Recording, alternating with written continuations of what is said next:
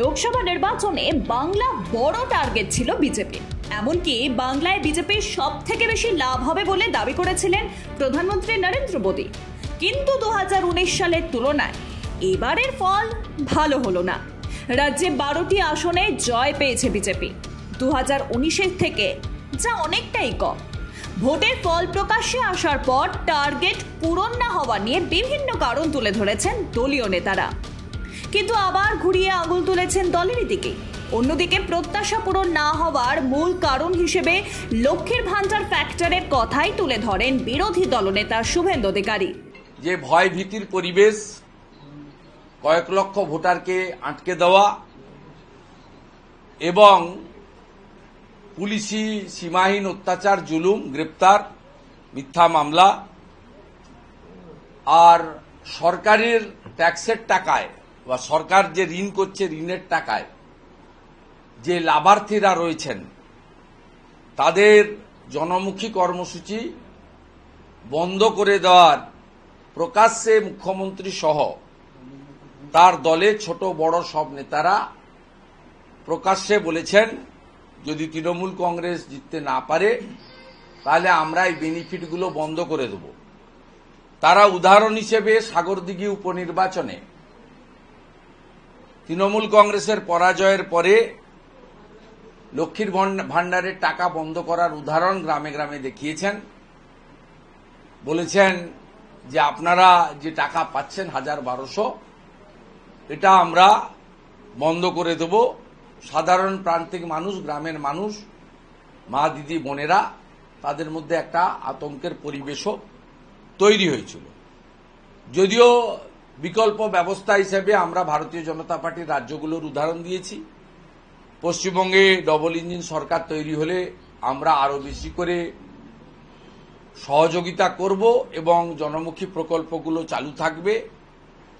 অর্থনৈতিক স্বনির্ভরতার লক্ষ্যে আমরা কাজ করব। আমাদের মান্যবর নেতা অমিত শাহজিও একটি সভা থেকে বলে গেছেন যে এই স্কিমগুলো যেগুলো বেনিফিশিয়ারি ওরিয়েন্টেড, কেন্দ্র বা রাজ্যের, বন্ধ তো হবেই না। অন্যদিকে বিজেপি এলে এর অর্থ বৃদ্ধি ঘটবে। এগুলো বলার পরেও এক শ্রেণীর ভোটারকে ভয় দেখানো হয়েছে এবং বুথভিত্তিক যেহেতু ইভিএম এ ফলাফল আসে, তাই তাদের মধ্যে আতঙ্ক কিছুটা হলেও কাজ করেছে আমাদের মনে হয়েছে। মেদিনীপুর থেকে সরিয়ে এবার বর্ধমান দুর্গাপুরের প্রার্থী করা হয়েছিল দিলীপ ঘোষকে, কিন্তু সেখানে জিততে পারেননি তিনি। এর জন্য কার্যত ঘুরিয়ে দলের সিদ্ধান্তকেই দুষছেন তিনি। এখন পার্টি চলতে থাকে, লড়াই চলতে থাকে, নেতার পরিবর্তন হতেই থাকে, রেজাল্টেরও পরিবর্তন হতেই থাকে।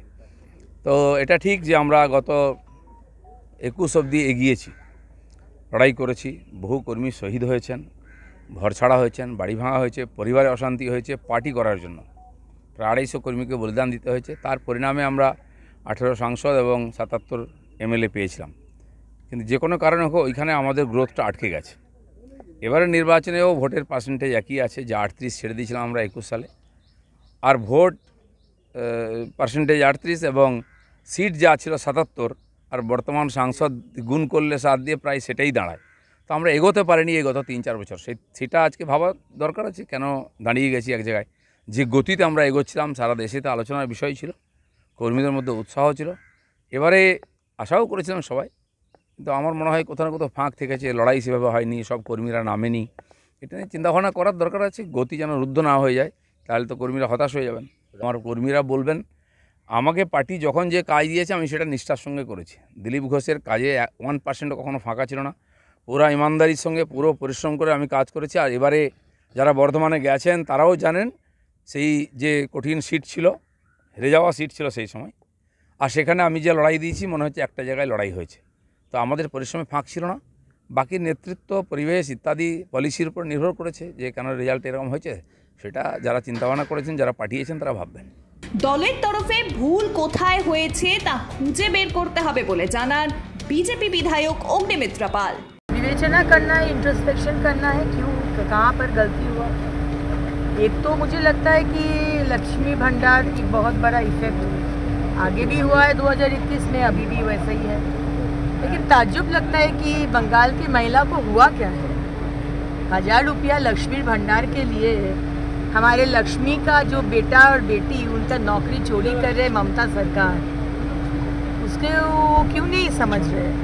आज संदेश खाली या सारे बंगाल में महिला के ऊपर अत्याचार हो रहे हैं, लेकिन फिर भी महिला लोग क्यों नहीं समझ रहे। और हमारा भी डेफिनेटली कुछ दोष होगा, वो पार्टी का इंट्रोस्पेक्शन चाहिए, क्यों कहाँ पर गलती हुआ, क्यों ऐसा रिजल्ट हुआ। तो ये एक दिन में तो नहीं होगा, ये एक प्रोसेस है। आज जो रिजल्ट हुआ है हम लोग बहुत क्या बोले, हम लोग जनता जनार्दन का ये वर्डिक्ट है, तो ये हम लोग मान लेते हैं, इसलिए कोई दो बात नहीं होगा, हम कुछ एक्सक्यूज भी नहीं देंगे। এই ফলাফলের জন্য শাসক দল তৃণমূলের অপপ্রচারকে দায়ী করেন রানাঘাটের জয়ী বিজেপি প্রার্থী জগন্নাথ সরকার। কম হয়েছে ঠিকই, কারণ যেভাবে এই নির্বাচনকে কলুষিত করা হচ্ছে, লাগামহীনভাবে যে নির্বাচনী বিধি লঙ্ঘন করে কুৎসা, বদনাম, টাকার খেলা যেভাবে করা হয়েছে এবং তার ওপর যেভাবে সাধারণ কর্মীদের নিয়ে লড়াই হয়েছে, এই জয় তাদের জন্যই আমি বলবো, কারণ এই ব্যবধান এমন কিছু নয়। জনসংযোগের দিকে বিশেষ নজর দিতে হবে বলে জানান মালদা উত্তরের জয়ী বিজেপি প্রার্থী খগেন মুর্মু। নির্বাচনে যখন আমরা নামি, আমাদের মানুষের যে ম্যান্ডেট, সেটাকে আমরা সবসময় সেটাকে মেনে চলি। অর্থাৎ মানুষ যা সিদ্ধান্ত করবেন, মানুষের সিদ্ধান্ত চূড়ান্ত। আমরা সেই জন্যেই যে কে কোথায় হারছেন, কে জিতছেন, সেটা আমাদের কাছে বড় প্রশ্ন না। আমাদের কাছে হচ্ছে এটাই একটা, আমাদের যে আমরা কতটা কাজ করেছি, কতটা মানুষের পাশে থেকেছি, মানুষ কতটা আমাদের প্রতি ভালোবাসা তারা দেখিয়েছেন, কত আগ্রহ প্রকাশ করেছেন, সেটা আমরা আজকে এই নির্বাচনের ভেতর দিয়ে আমাদের কাছে এটা একটা যে শিক্ষণীয় বিষয়, যে আরও বেশি মানুষের কাছে আমাদের যাওয়া দরকার, আরও বেশি জনসংযোগ। এদিকে খারাপ ফলের দায় কার্যত নিজের ঘাড়েই নিয়েছেন বিজেপির রাজ্য সভাপতি সুকান্ত মজুমদার। এক সাক্ষাৎকারে তিনি বলেন, রাজ্য সভাপতি হিসেবে দায় তো আমারই, সব সিদ্ধান্ত আমি নিতে পারিনি, কিন্তু দায় তো আমাকেই নিতে হবে। হ্যাঁ, আমাদের আসন কমেছে, কেন কমেছে আমরা অ্যানালাইসিস করবো, অবশ্যই অ্যানালাইসিস করবো কেন কমেছে, প্রার্থী বাছাই কোনো ভুল ছিল কি না, আমাদের পার্টির স্ট্র্যাটেজি কোনো ভুল ছিল না, আমরাও করবো, আমাদের উচ্চস্তরের নেতারাও করবে, তারাও ভাববেন। এখন দিলীপ দা আমাদের সিনিয়র লিডার, ওনার কেন্দ্র সত্যি চেঞ্জ করা হয়েছিল, তার ফলে হয়তো ওনার 50,000-এর মতো ভোটে মনে হয় উনি হেরে গেছেন। আমি এক্সপেক্ট করি না, আমি ভেবেছিলাম উনি যে ধরনের নেতা, যে কোনো সিট থেকে উনি জিতে আসবেন, এটা আমার ধারণা ছিল, এবং আমরা ওনাকে দেখেই রাজনীতিতে লড়াই করা শিখেছি। এই বিষয়ে কোনো অস্বীকার করার জায়গা নেই, এবং ওনাকে আমি যথেষ্ট সম্মান করি। তো উনি স্বাভাবিকভাবে ওনার দুঃখ বা কষ্ট হতেই পারে, এটা অস্বাভাবিক কিছু নয়। Bureau report, Ritam Bangla.